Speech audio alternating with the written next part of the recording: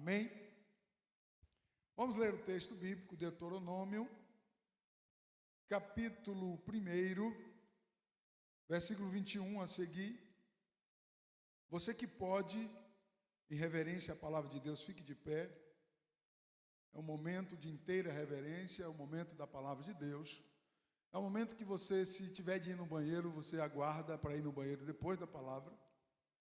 É um momento em que você, se tiver com sede, deixa para beber água depois da palavra. É um momento, se você tiver de resolver alguma coisa, você deve esperar para resolver depois de ouvir a palavra. Amém? O momento da palavra é um momento de extrema importância que você deve dobrar a sua atenção e não tomar o celular, não deixar nada tirar a sua atenção.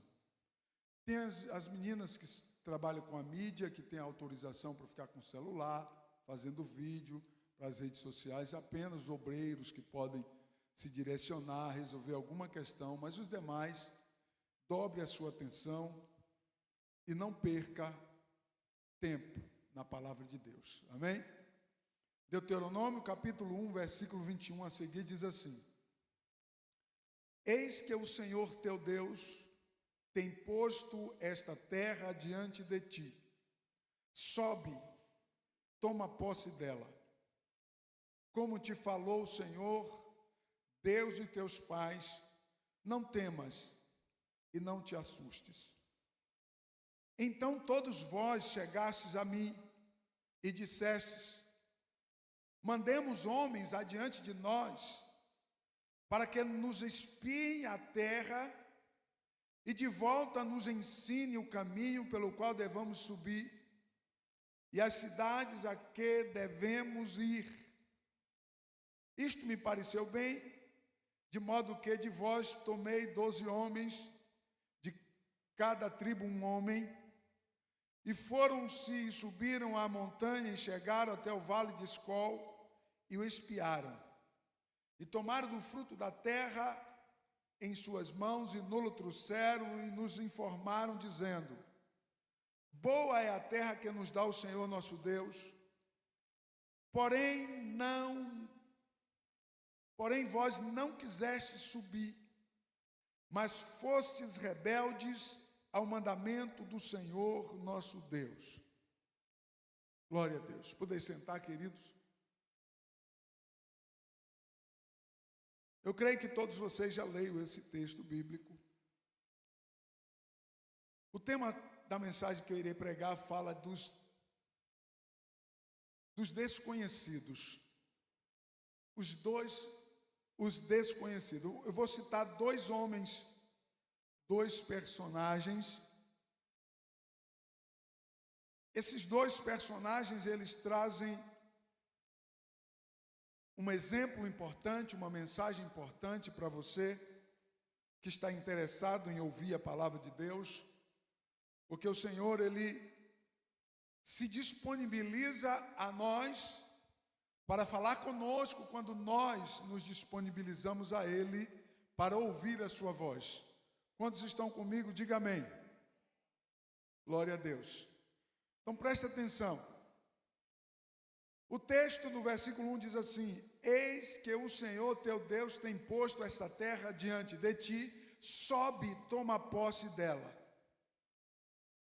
Como te falou o Senhor teu Deus, não temas e não te assustes.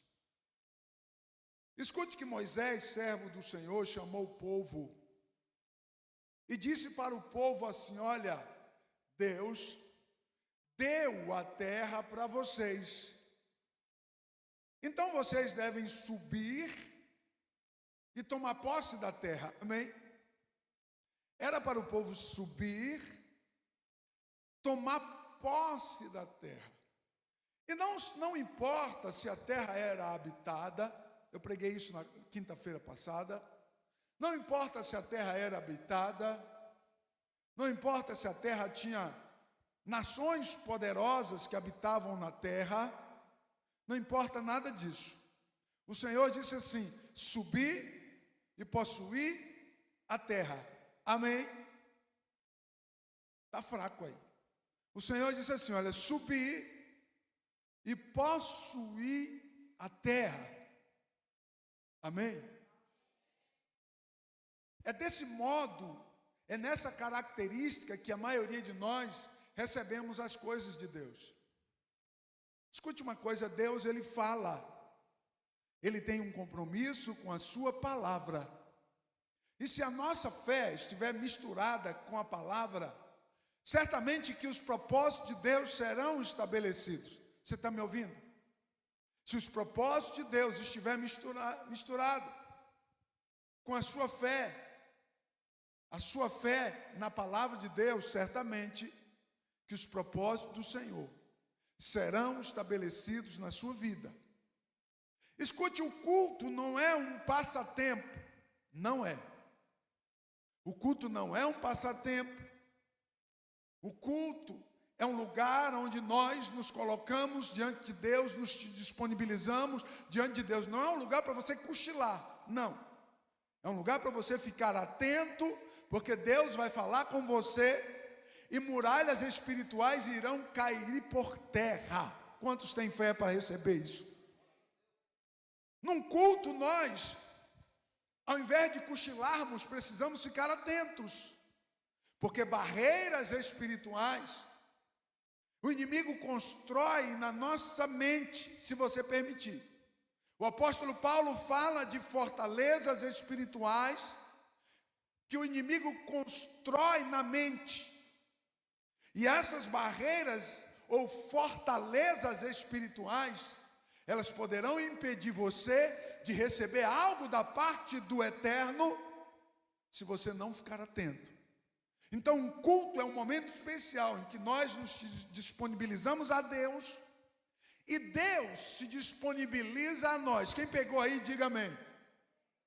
Você se disponibiliza a Deus e Deus se disponibiliza a você. Aonde? Num culto, no momento da pregação da palavra.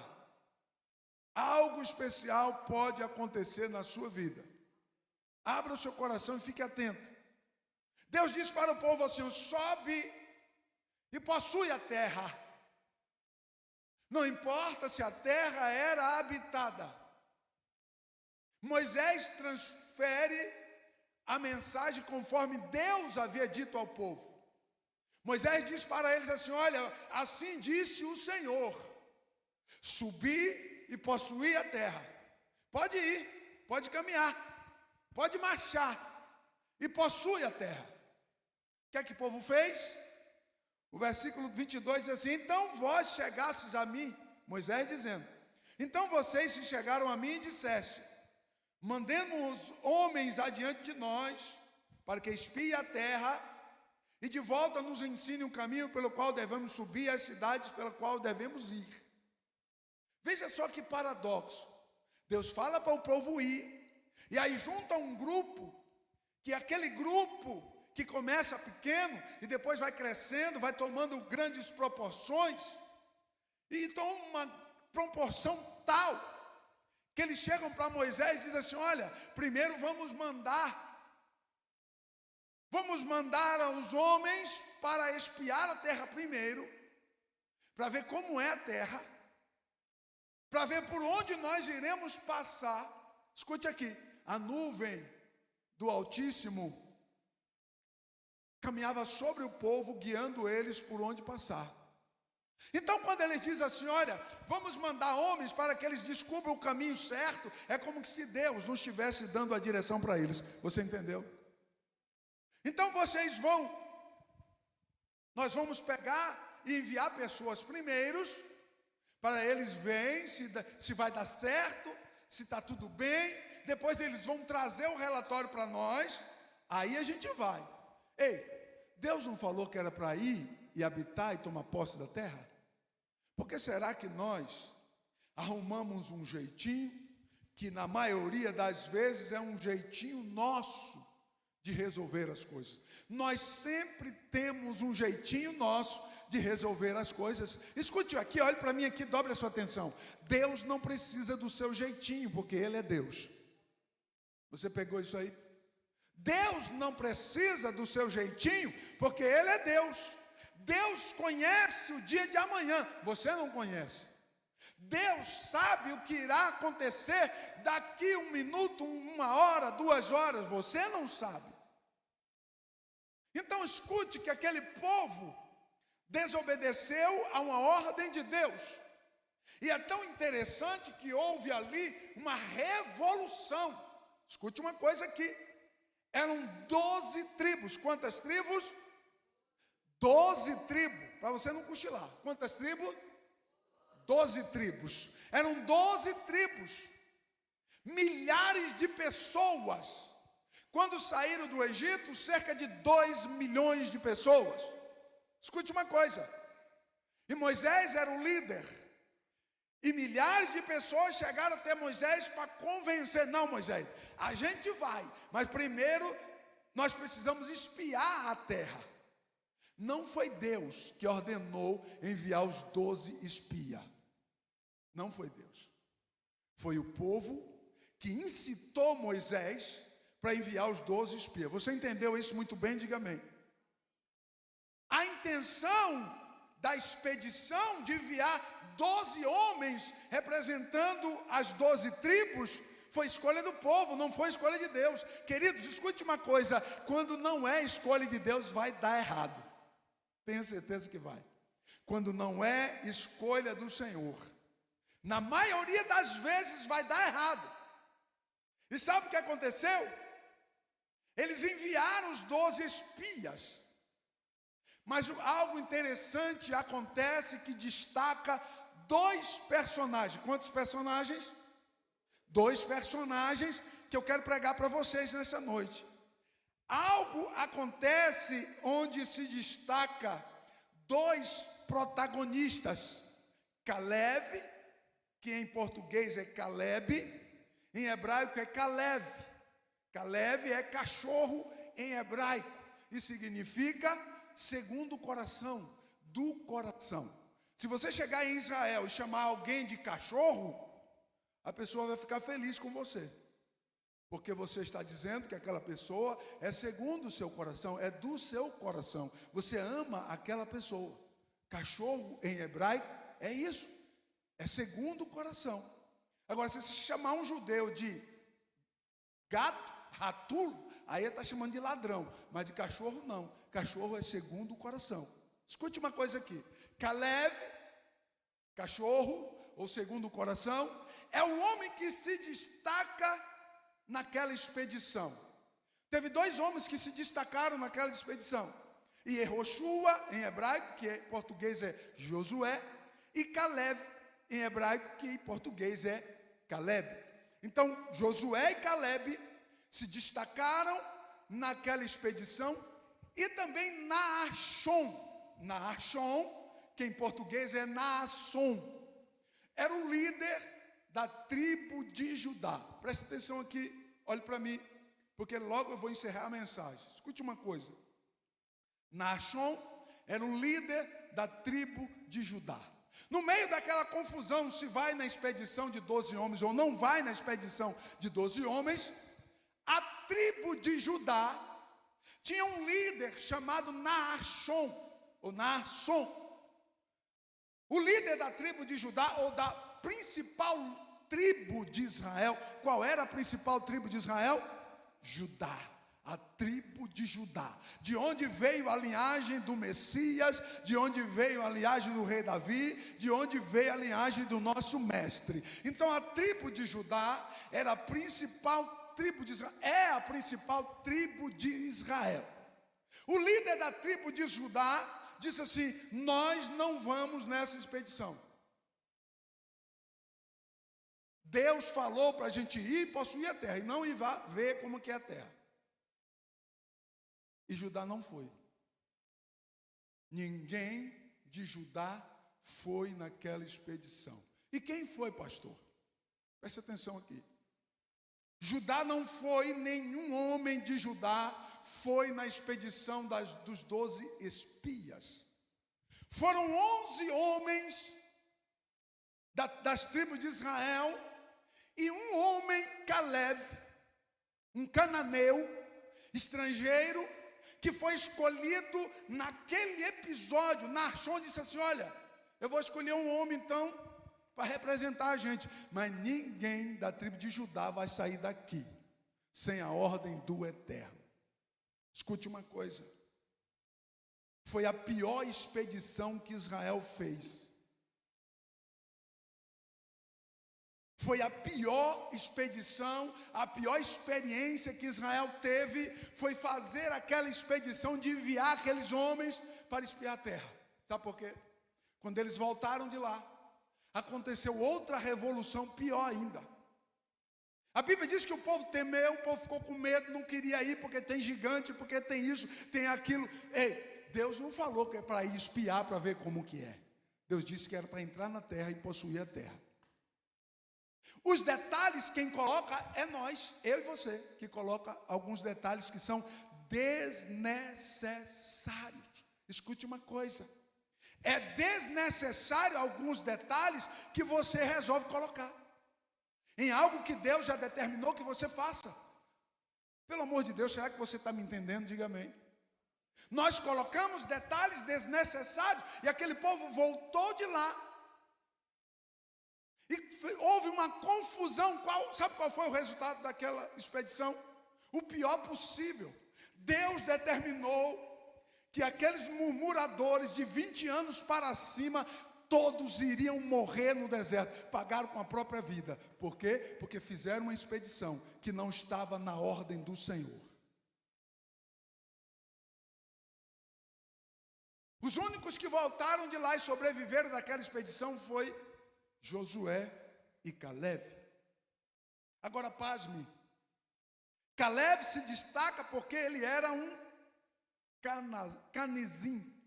cananeu, filho de Ifoné, diz o texto bíblico.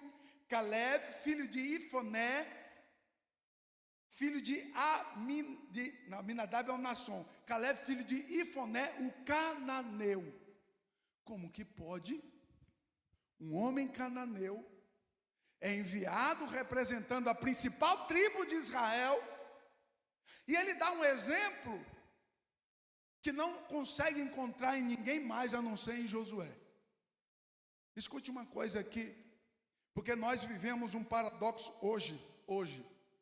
Nós vivemos um paradoxo, que tem pessoas que nem é crente e dá um testemunho muito maior do que alguns que são crentes. Será que eu estou falando coisa que não existe aqui? Existem pessoas que não são cristãos e dão testemunho, muitas das vezes melhor do que aqueles que são cristãos. Caleb era um estrangeiro no meio de um povo que não era seu. Quando Caleb veio fazer parte das tribos de Israel, foi quando saiu do Egito. A sua família acompanhou o povo que Deus tirou do cativeiro do Egito, e a família de Caleb acompanhou aquele povo, e eles passaram a seguir toda a ritualística judaica, viver como um legítimo israelita no meio de um povo estrangeiro. E o que é que Deus faz com Caleb? Deus coloca Caleb numa posição que os demais da sua geração não tiveram. Porque preste atenção aqui, a Bíblia Sagrada diz que quando eles retornaram da terra, Josué e Caleb, eles se mantiveram animados, dizendo: não, Deus dará essa terra em nossa mão. E o povo começou a murmurar, reclamar, chorar, espraguejar, dizer: agora o que a gente vai fazer? E Deus determina: vão morrer todos de 20 anos para cima. Moisés chama Caleb diante da congregação, diante de todo o povo, e diz assim: olha, Caleb, por conta da tua fidelidade, você terá herança no meio das tribos de Israel. Sabe o que é que significa isso para os judeus? Escute uma coisa: a terra prometida era para ser repartida às 12 tribos de Israel, amém? Só que uma tribo a mais, a família de Caleb, recebeu a herança da região do Monte Hebrom. Você entende isso? Recebeu a herança da terra do Monte Hebrom, porque Moisés disse assim: porque você se comportou como um verdadeiro israelita, temendo ao Deus dos céus, tu terás uma herança no meio das tribos de Israel. Glória a Deus. Você percebe que Deus abre uma exceção, segundo a palavra de Moisés, e concede a Caleb a terra, parte da terra prometida. Mas escute aqui, tudo tem o seu tempo. Diga comigo, tudo tem o seu tempo. Tudo tem o seu tempo. A maioria de nós ficamos agoniados para que tudo seja feito com rapidez. E tudo tem o seu tempo. E Caleb é um exemplo de fé, é um exemplo de determinação, é um exemplo de comprometimento com Deus. Glórias ao Senhor.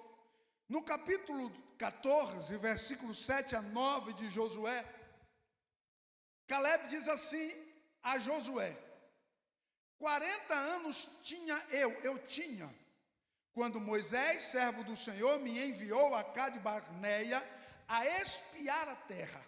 E eu lhe trouxe resposta como sentia o meu coração. Presta atenção como isso é pesado, isso é forte diante de Josué. Eu tinha 40 anos quando Moisés, servo do Senhor, a grande referência para Israel era Moisés.